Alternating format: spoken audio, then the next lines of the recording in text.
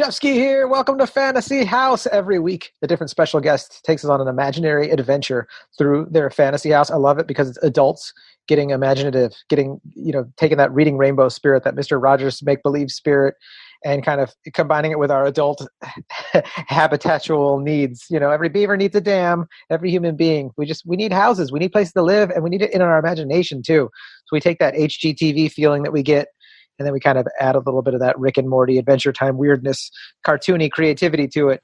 And it just, it's been a savior for myself during the, anxiety-ridden pandemic. And it's just been a blessing to get to communicate with people and feel like a kid for a bit when we record.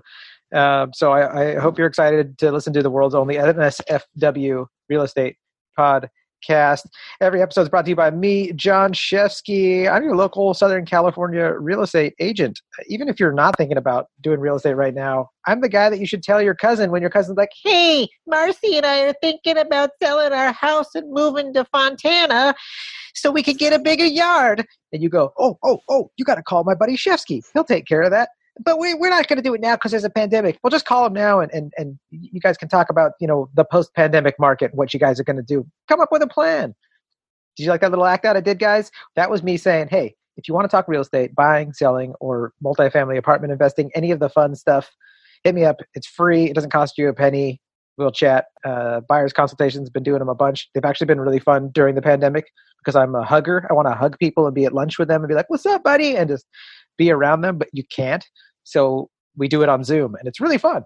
So hit me up. Go to my Instagram, JONSHEFSKY. Why not? Just do that. Or you could go to fantasyhousepodcast@gmail.com. This episode, I'm pretty excited because my buddy Stuart Thompson's here, and he's got an album coming out on the 24th called Dandyman. You're thinking, oh, dude, my toilet's been leaking. I got to call a handyman. Fuck that. Smoke a bowl, sit down on your couch, and listen to Dandyman. It's going to be hilarious. This is his first album. So this is like it's an exciting time to support a comedian, support a local artist. And he's a great dude. So this is going to be a good time. And now, in the words of the great Angelo Bowers, let us do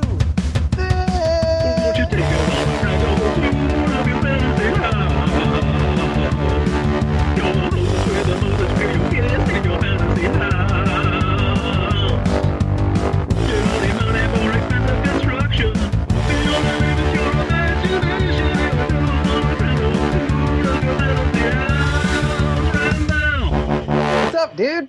Hey, John, I missed you, man. Dude, I missed you too. We should do this so we could go on some bike rides together again. Yeah, I mean, that has been the thing that I've been doing a lot is I've been biking solo. I live in the valley now, so I've been kind of just trekking across and around, whatever mountains I live nearby, and it's been. I miss biking with you though, because you can keep pace. You're so kind. You don't you have the equipment. You have the gusto. I wouldn't think to bike with. I would think to bike with few others, and you're part of a very small cadre of folks. You're part of the very small crowd of people that still have a really charming way to flatter people, not go too far overboard, although that was pretty far, but I approve. And dude, you're such a gentleman. I love that about you. Thank you. There's something about giving, and we'll get back to cycling in a second, but there's something that you just made me think of. There's something about giving people the benefit of the doubt that is part of like chivalry and being a gentleman and being a decent person with manners. And you do that. And I try to do it as well, but I learned from people like you, if someone, you're very thankful when someone does something, you say, "Hey, thanks for that." Even like little stuff. And if something goes wrong in a communication, you don't wait for the other person to admit guilt and be like, "Oh, I screwed up." You go, "Hey, maybe it was me who read this wrong. Or maybe it was I who said that wrong. Hey, pardon me. Did I understand this wrong?" There's something great about that. And I hope that never goes away because that's so essential to good human, I say please to Siri and what do you call it? Alexa. And I'm like, how come Alexa, why did they program Alexa to say like, "Hey, Alexa, could you please?" Instead, I got my 4-year-old demanding shit from Alexa. They needed Stuart to program Alexa. Sure. Alexa and Siri, we are soon to realize are cold-hearted bitches. And we did that to them. We turned them into that. They were really friendly robots until we treated them like crap. Yeah, I don't use Siri that often. I don't have an Alexa in where I live, but I do. I do notice that when I am in a place where people have those things or use them frequently, they treat those robots, those AI features, like they're like women they keep in a cage. That's super Just creepy. like it's this weird form of like, I don't want to. I hesitate to call it modern slavery because like it's not a sentient being, but Yet. it does feel like everyone gets to be their own little like Lord Fauntleroy kind of like, ooh, Alexa, fetch me that song whose name I can't remember. Yeah, it's a little creepy, and it's not cool. I'm glad if it's an outlet where like, okay, if there's anything I'm going to be poorly mannered towards, then I'll be it to Alexa or Siri. But if people start carrying that over to their interactions with real people, then they're screwed. Well, that's the thing that I worry about. I don't worry about you and me who grew up without that and now are learning about it and having a perspective on it from before and after Alexa. But like my 4-year-old, which by the way, this is annoying that he does this anyways. We'll be eating dinner listening to Bob Seger or Willie Nelson, and he'll say, Alexa, play Blippi, play Frozen songs, which I love Frozen. Play Frozen songs in the middle of me getting down on some Seger, some Metallica or something like that. And sure. And I'm just like, he just interrupted. So that's the worst part, or the bad part. But the worst part is that like, he's demanding Alexa as if she's some sort of indentured slave. And I'm like, I worry that he could transfer that over into not knowing like how to talk to regular people. Like you don't demand, and I don't think it'll happen. I think we'll be okay. But like, that's just my son. If this happens to a large enough percentage of our society, we're already in a weird spot, you know? Yeah, it certainly is. And, yeah, I think, I mean, I trust that you and your wife are going to instill, good manners and be, not, I'm not like hyper vigilant the way I remember some parents being, including mine, but like, I think you guys have decent boundaries, and I think they're also absorbing that stuff. I don't have a master's in child development or anything like that, but I think that is going to, they're taking in everything. Yeah. Including the Blippi stuff, including, dad time, including mom time, including friend time, TV time, all that stuff. It all gets soaked up, and you don't really know what percentage it all ends up being, like what the different slices what it of the all pie adds up to be. Yeah. You don't know what proportions it's going to be. And that, in which case that just determines how much they eventually pay for therapy later. But there's, but like you hope that it's more the good stuff and less the stuff that's annoying or irritating. At first I thought you said that your kid was like listening to Bob Seger all the time. And I was like, wow. What a weird 4-year-old. Is your kid just a pair of Wrangler jeans? Like what? That's hilarious. That's a good riff. Oh, you're a pro riffer. That's professional riffing. That's so funny. Yeah, dude. He's just like, Daddy, night moves. Turn the page. Turn the page, Daddy. Come on, turn the page. Every morning it's turn the page. I'm not smoking. I walk out, my son's smoking a cigarette. Yeah. I got the Marlboro Kid for a son. No, dude. He does enjoy good music, and I'll play like Queens of the Stone Age. We do these drive around things where we'll preview properties together, and it's a fun thing I started with the pandemic. He's just sitting in the car with him, and I get to spend extra time with him. But he likes it when I put on I'll put on some Queens of the Stone Age or something like that, some Elton John or something that's got like a good, some actual soul to it, and it's just like it's exciting to be like, are you gonna like cool music? Oh, cool. And he will, but it will be mostly stuff that's cool to him and not cool to you. Yeah, that I don't understand. I'm like, this is. Or it will be cool for it. It'll be the same for a time, and then he'll turn 12 or 13 or 14, and it will dramatically shift. Like I remember listening to this. My parents played a lot of like oldies, and they played. I mean, maybe not oldies in reality, but I remember it was a lot of very like a specific time of music. It was like the Cars in Boston, and my dad played a lot of rockabilly in the car. Still plays a lot of rockabilly. It's the only thing he really likes, and he is not one of those guys who looks like you'd see him at a hot rod show.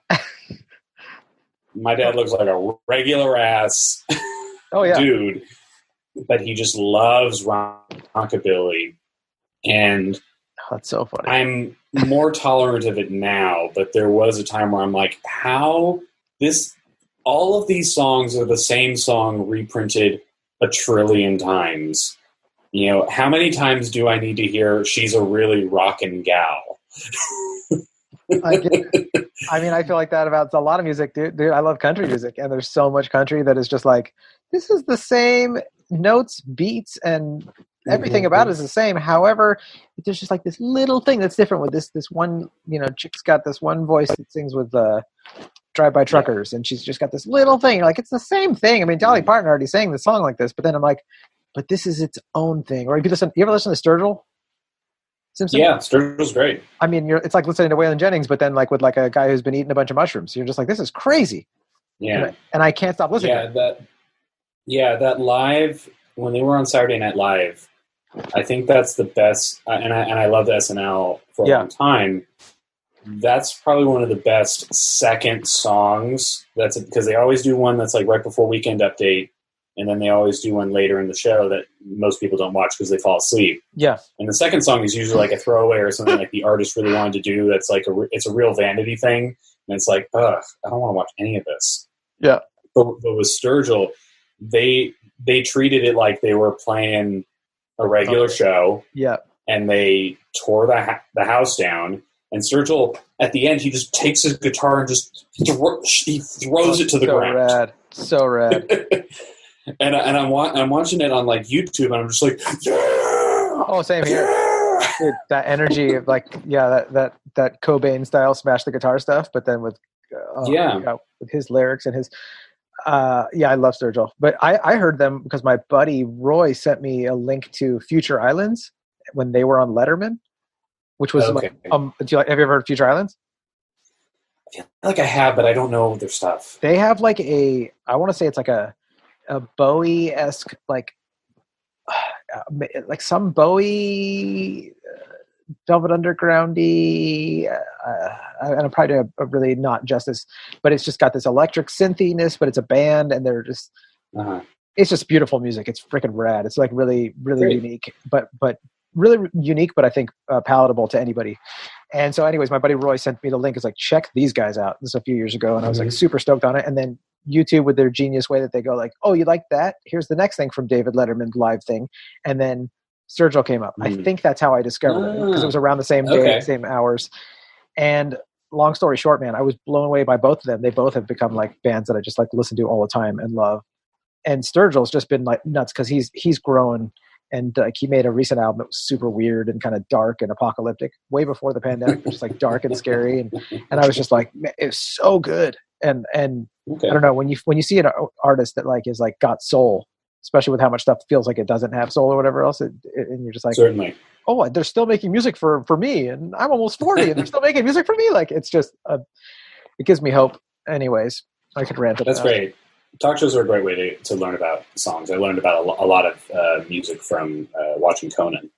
Oh yeah, dude, learned a lot from watching Conan. I feel like Conan introduced me to like my sense of self in a musical sense from like 2006 onward. It was it's really pivotal. I forget how many bands I heard of that came from that portal.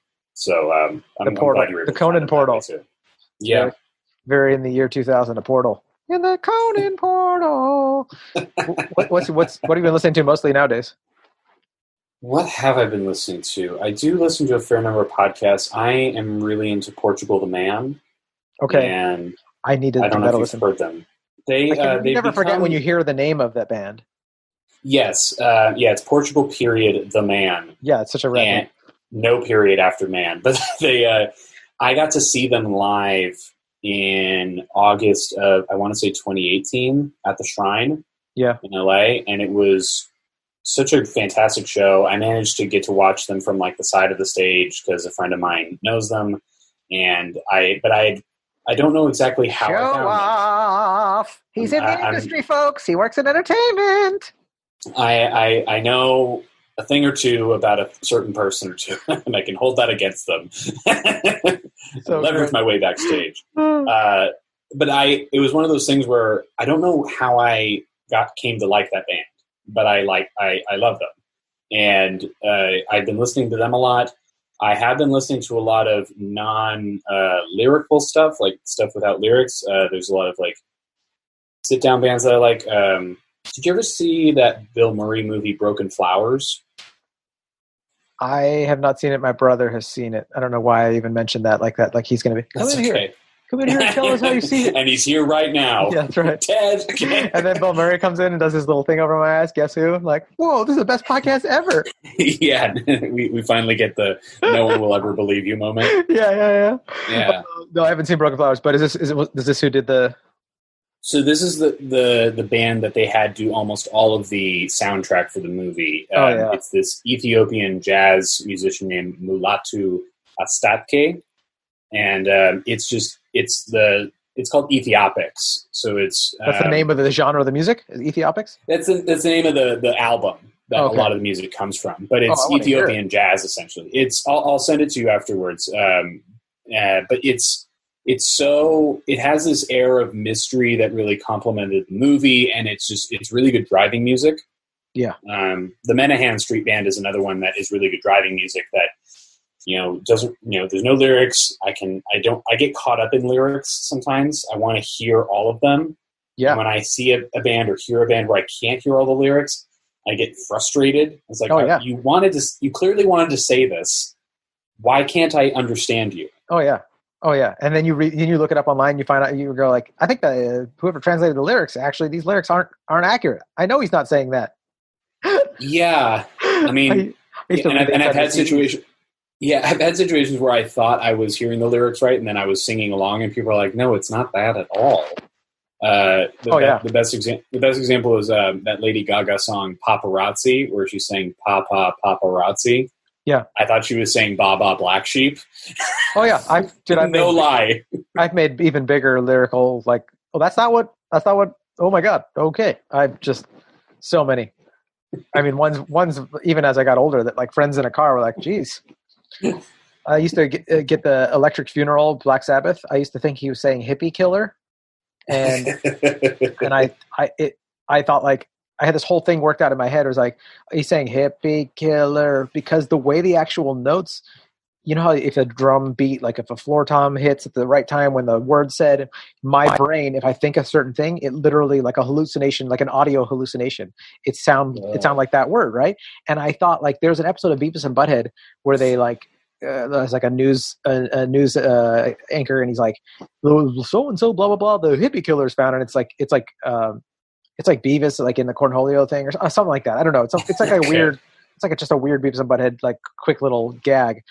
But I was like, oh, that must be where Beavis and Butthead got the joke for the hippie killer and blah blah blah. And then like thinking that for 20 years, and then like it becomes part of your 20, 25 system. years old. Yeah, driving with my buddy Pat, and I'm like hippie killer, and he's like, why are you saying hippie killer? It's like, he's not saying hippie killer, he's saying electric, and like you listen to it, and now that I know that's what he's saying, I'm sitting there like he's saying electric funeral, electric, and I'm like, oh my god, like what the hell? So I mean, yeah, lyrics can be trippy. Yeah, man. I wanted to talk more about cycling. Is there any cycling stuff inside your fantasy house? Absolutely. In my fantasy house. Let's go to the fantasy house then instead of me. Okay, yeah. No, yeah, I know we've enjoyed our tangents heartily. My fantasy house is definitely going to be accommodating to the cyclist. There's going to be a room dedicated to, there's going to be bikes sort of hanging on the walls. There's, and just sort of, it's almost like a biking garage. I don't envision my fantasy house having a real need for cars, because if it is my fantasy, then the world is such that we don't really need cars. Oh yeah. But we still have ways to ride around though. We just ride our bikes on the freeway. Oh yeah. I mean, like we don't have a need for cars. Maybe there's a self-driving Tesla that can take me to the airport if I really need to go. Yeah. But I mean, my fantasy house is going to be, most of the travel through the house is going to be through pneumatic tubes, like in Futurama. Yeah. So so if I need, I envision a fair amount of it being above ground, certain entrances for guests and, sometimes myself, looks kind of like a container home kind of thing. There's some sustainability that I like to keep in mind. And for the sake of just keeping things cool as the planet heats up, even in my fantasy, I don't think I can stop global warming. That's so depressing. Even in my fantasy, global warming is still a number one threat. If there's anything I am with my fantasies, it is reasonable. And there's a track on my album where I talk about a fantasy of mine as like who I wanted to meet and spend time with. And I had to make that reasonable, and people can listen to it for that. So a fair amount of the house and a lot of the living space is going to be underground. So it's not quite mole people kind of situation, but I do think that, there's a better chance of keeping things insulated for heating and cooling if we use a geothermal kind of setup. Yeah. And having it underground will just make it a little bit easier to access. Oh, I love it, dude. This is like a smart, eco-friendly Earthship kind of situation. Yeah, and I've spent so much time in apartments that faced the south or the west, where my bedroom just gets throttled by the LA sun. Yeah. And I'm so tired of like not being able to enjoy my bedroom for as much as I want. That's so important that you even recognize that. It's something that I tell first-time homebuyers too, is like, hey, like when I was looking for my house, like one of the things that I loved about my house was like, hey, it's facing north. Like the sun's going to hit from the side and go over, and it's never going to be blasting through the front window or the back window. And that's so important. Yeah. My mom's in lending, so she speaks bank and she speaks real estate, and she talks about this stuff all the time. Yeah, it's so great. Okay, so yeah. And I'm at my parents' house right now, doing some stuff with my family. And this house is very much like a fantasy house for my parents, more specifically my mom. Yeah. But there are some things that my dad really loves about it. And they took the shell of it and they really made it their own. They like white walls, they like blue china, they love that stuff. Yeah. For me, this feels a little bit like a Cameron Fry house, where it's like it's very cold and it's very quiet, and you're not allowed to touch anything. It's not your fantasy house. This is about their fantasy house. But I do take inspiration from them. They really thought about these things. Yeah. And I've put a lot of thought into it. And I've been watching a lot of Tiny House Nation lately. So I really love the tiny house aspect. I think there is something great about a house that can be kind of dipped down anywhere. You can put it on a trailer and just take it somewhere. Oh yeah. And I think this fantasy house would have that, but there is this sort of home base element where when I am in this one location, the base location, it connects to this underground living through the pneumatic tubes. Just kind of like, like docking at the International Space Station. It just kind of sets up. All right, we're in, let's say I'm in Denver. That's where I decided it needs to be. I do love Denver. Yeah. Or in a place like Portland where it's like, it's cool. I think if I didn't do comedy, I would not live in LA because it is so hot, and I'm a cold-blooded motherfucker. Oh, I know. Yeah, you and me, we both have that English pudding skin. Yeah, you can't. We're not made for the sun. I love it, but I'm not made for it. Yeah, I just sunburnt myself the other day, and it's fucking blows. Yeah, dude. It just crisps up like chicken skin in the fryer. Yeah, I just and I don't olive as much as I want to. Yeah, me neither. when I burn. So it would be in a place like Portland or the Presidio in San Francisco or in Denver. I envision it being somewhere there, and it would connect to these pneumatic tubes where the real like solitude living space is, where the bedrooms are, where a living room that's made entirely of sectionals would be.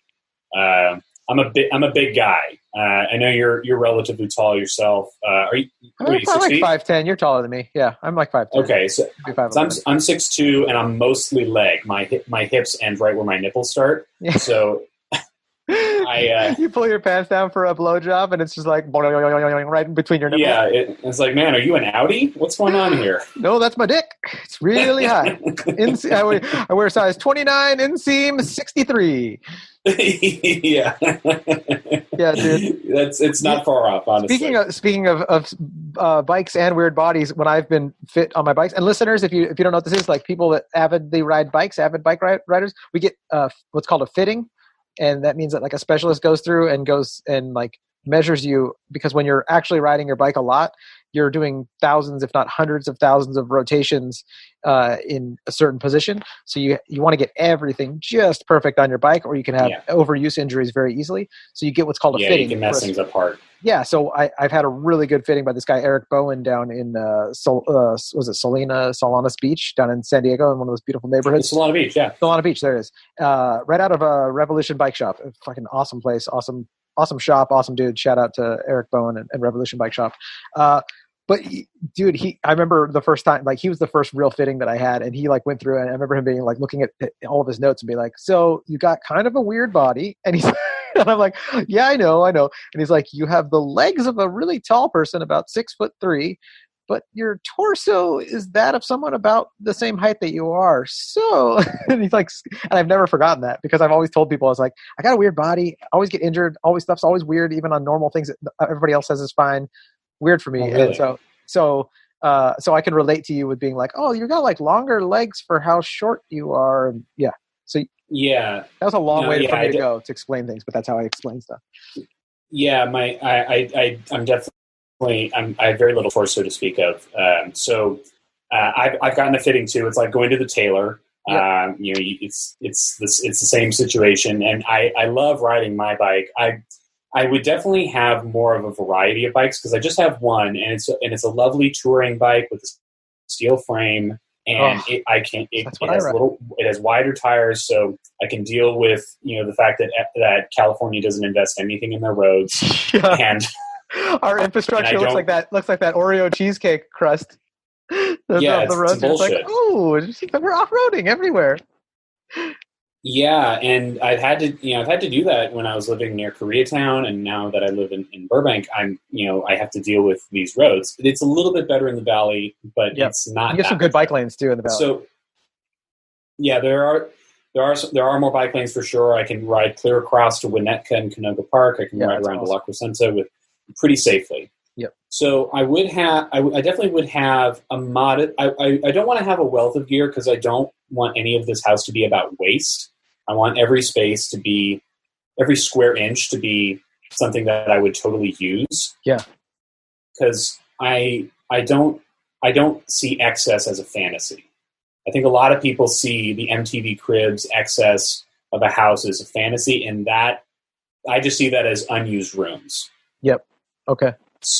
I don't need a room full of furniture that's going to be covered in plastic because we don't want to mess up the fabric. I want stuff that I can beat the fuck out of and enjoy. Just so you know, Stuart, I don't think we've had a single episode of Fantasy House where anyone's been like, I want a room like my grandmother's house in New York, just covered in plastic. My dad. Those houses. I'm sure you've showed people those houses. Oh, dude, for sure. They're dwindling. They're not around so much anymore. But I remember my dad's grandma, who was we called her Bubby in New York. So when I was a really little kid, she was only alive for a little bit when I was a little kid. And I remember going to visit her, and like, it's hot New York sun, you're boiling hot, and you get inside this like smelly apartment, and like this couch has got like, it's like this, like, looks like a Victorian like couch or whatever. Yeah. Your parents would probably like it. I'm sure they would. Like gold flower pattern, weird stuff on it. And then it's like, it's all plastic and weird and gross. But anyways, I dizzle grizzle. Go on. Sorry, I got excited. But I want to be able to use every square inch of that house. This is my fantasy. So like I love that. There would be a room dedicated to 2 or 3 sectionals. It would basically cover like all the wall space, so that anyone that wanted to gather had a place to sit and stretch out. Certain parts of it would have the ottoman feature. I see it as kind of like that sort of that harem style where it's just like everything's kind of like low to the ground. It's a real fantasy house. Yeah. There's no human trafficking here. But it would be, it's that style of couch where it's like low and easy to move around on, but you can really stretch out. Yep. That's great. And, and it wouldn't, as much as I would like it to be like a leather kind of couch, it would have to be like really soft, more like a suede or like a nubuck, something that's really comfortable something you can really sink into. Every cushion is going to be memory foam. Because I got a memory foam mattress topper like a year and a half ago, and it's the best $90 I've ever spent in my life. Oh, that's great. I have one on my bed as well. I love it. Yeah, it's amazing what 3 inches of thickness can do for my general comfort. That used to be my Instagram handle. Yeah. 3 inches of thickness right thick. here, baby. You were thick with 3 C's. That's right. Is there a kitchen in this fantasy house? Yes, there is a kitchen. I like deep sinks. That sort of, I don't know if they call it like a barnyard sink or something like that. Like a farm sink. A farm sink, yeah. I do like a deep sink. I hate it when water splashes out onto the countertop, which it does in most of the places I've lived. I would like, it would have certain amenities like dishwasher. I like the French door refrigerator, but I also want certain. There'd be a button on any of the appliances that have a big door to open, whether it's a big cabinet or like the dishwasher. You press a button, you open it up. It's no longer the dishwasher, no longer the refrigerator. It is an entrance to a pneumatic tube that you take down to the major living space. So it's like magical. Yeah. Have you ever been to Santa Fe? No, but I've had a Santa Fe chicken sandwich before. Okay. It's very similar. It is a lot of hype, and it's just okay. That's fucked up. Listeners in Santa Fe, we meant no harm. We were only riffing. Hashtag right to riff. I'm kidding. Santa Fe's dope. I really enjoyed being there for the day that I was there. But I went to this place called Meow Wolf. Now, it sounds like I just made that shit up. It's called Meow Wolf. It sounds like a Korean cafe of some sort. Okay. It is. I wish it was. It is a museum it's like an interactive museum for children and adults, kind of like the Exploratorium in San Francisco. Oh yeah, or my kids and I love that stuff. Yes, so it's what is great about it is it's a bunch of really interesting artistic exhibits contributed by local artists, and it all surrounds this big house. There's this house structure inside the museum, and you go inside it.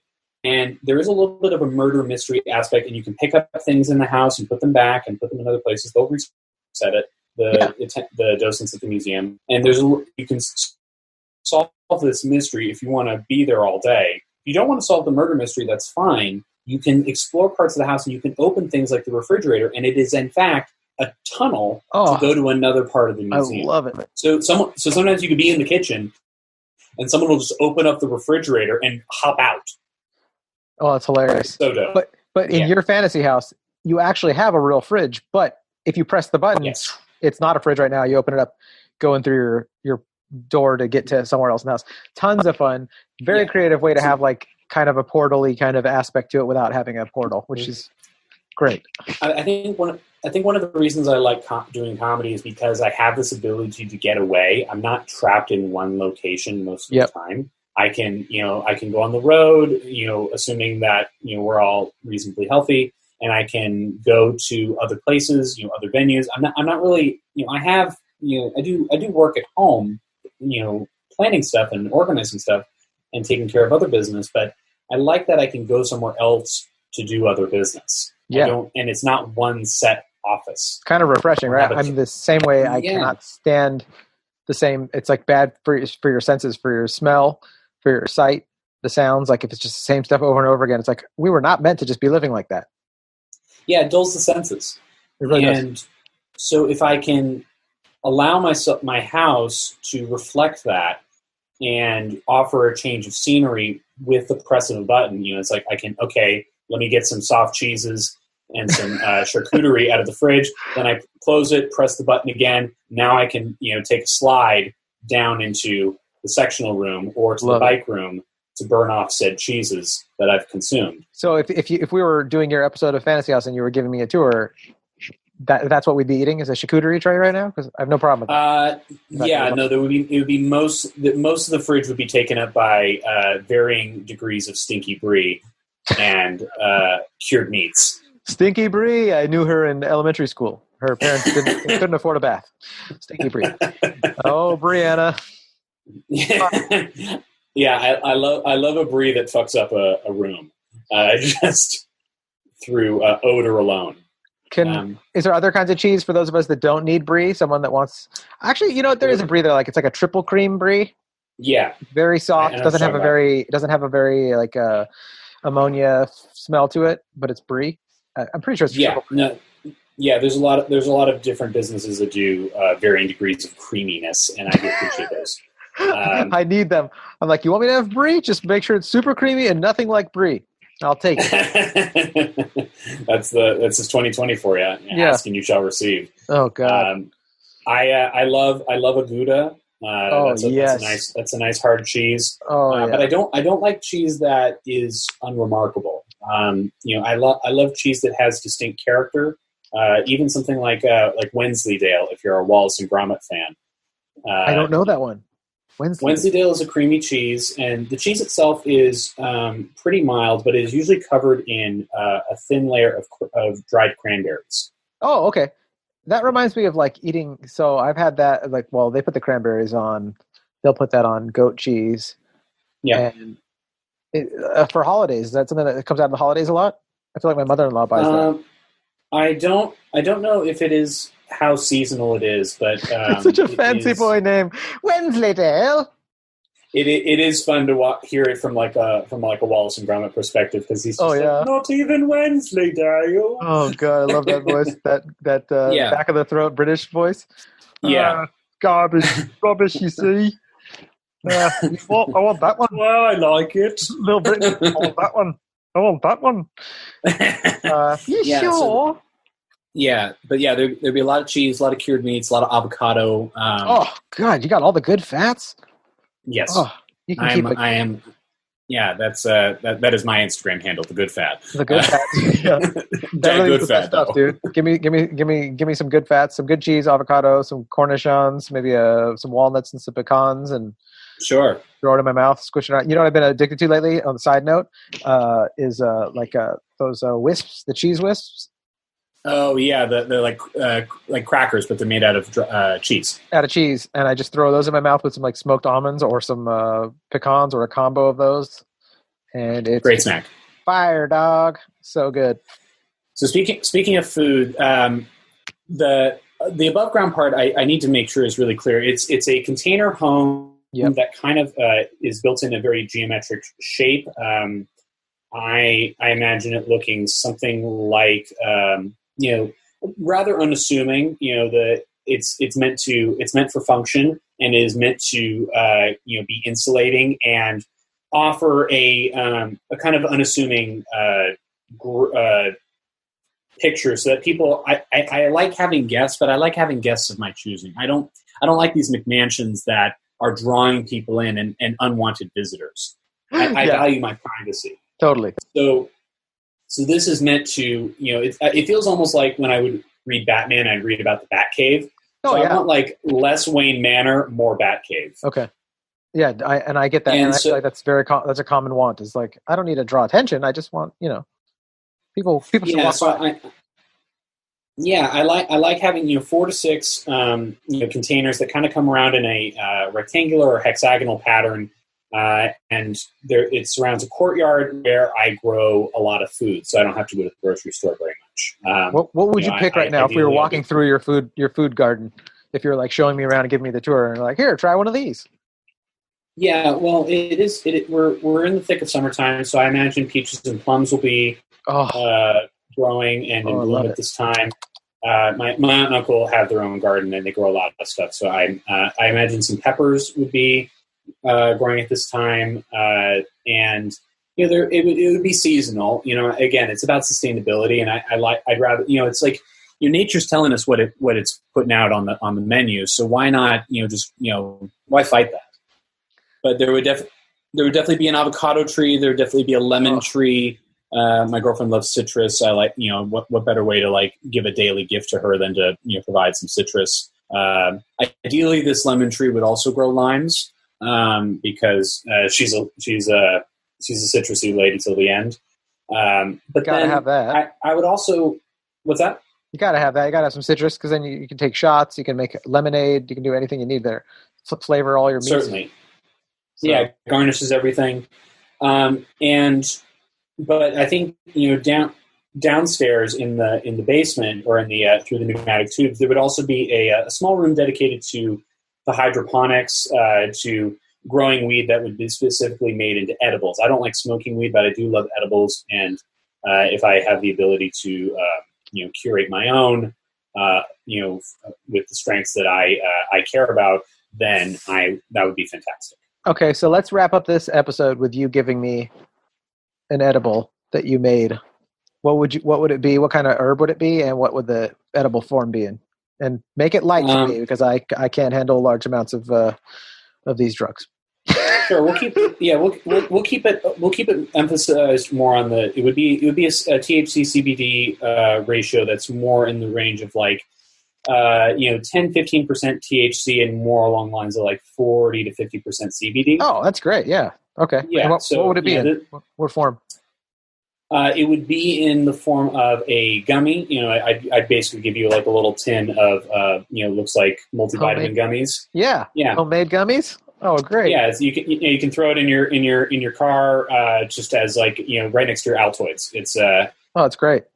But I'm eating them with you on the show. This is like, as the credits rolling, they're going to show us. Oh yes. They'll show us footage of us chilling with it. 2 hours later with me being really. Yeah, we'll throw in a couple gummies into our gullets, and we'll get some stretcher going, and we'll get on the stationary bike, and we'll in the bike room. Sounds freaking awesome. And we'll let the projector come down, and we'll have our virtual track going for us. And, fun! And we can ride through Switzerland together. Is that underground?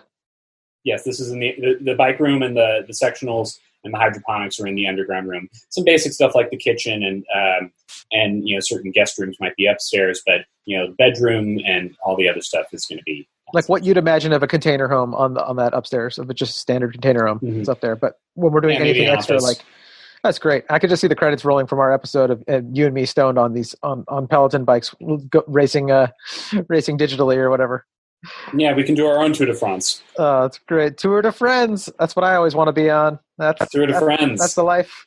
Just apply the Willie Nelson theory to everything. You know how he made albums with everybody, made music with everyone? Just that's all I want to do, is just make stuff with other people that I love and just be creative with all my friends.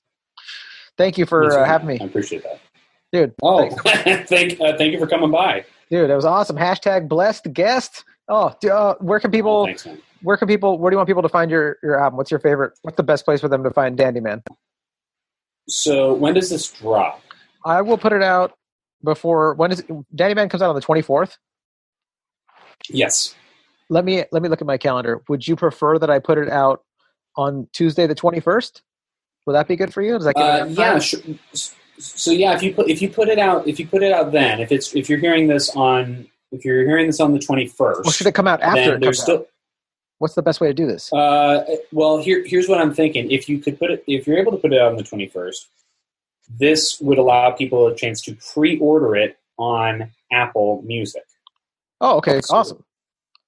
So the nice thing about pre-ordering on Apple Music, it's going to be available everywhere on the 24th. Whether you get your stuff on Amazon or Tidal or Spotify or Pandora or Apple, you can hear it any of those places and more.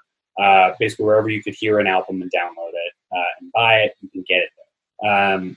I'm still working on Sirius, but the pre-ordering thing with Apple just allows me an opportunity. If people do pre-order it, it allows me a chance to chart, and that could be a really nice opportunity to just get more eyes on it. And, that's great. Because if it is charting by the time it comes out, then that could be a nice opportunity for even more people to get to listen to it, because I'm really proud of this computer. That's awesome. Oh, man, well, anything I mean, anybody that's listening to this, if we could get you to pre-order it, I'll pre-order it. You guys pre-order it, and help Stuart get up on those charts. And by helping him, you get a comedy album, dude. What else could you want right now? Which is great. Yeah, dude. So cool. Yeah, it's 11 years of comedy in the making. I was grateful to get to record it right before we had to all shelter in place. It was not something I envisioned, putting out an album during a time when not a lot of stuff was being put out, but I'm grateful that people can have an opportunity to listen to something new. And it's recorded in San Francisco, and it's at a place called The Setup, and it sounds like you're in the room. So, awesome. This is maybe the next best thing to enjoying something live. Oh, that's awesome. Oh, I'm excited to hear it, man. And if they want to find it through like social media, because they use social media more, I'm at Stuart B. Thompson on Twitter and Instagram and TikTok. And it's my website is stuartthompsoncomedy.com. Awesome. You guys pick up Dandy Man from Stuart Thompson, pre-order it, and enjoy yourselves. Thanks for being here, guys. Stuart, thanks for doing this. Freaking awesome getting to riff with you. I'm imagining Jon, always a pleasure. Can't wait till we can ride bikes together again, dude. That's going me too. That's going on my list of stuff as soon as it's safe to go do stuff again. You and I are going on a ride.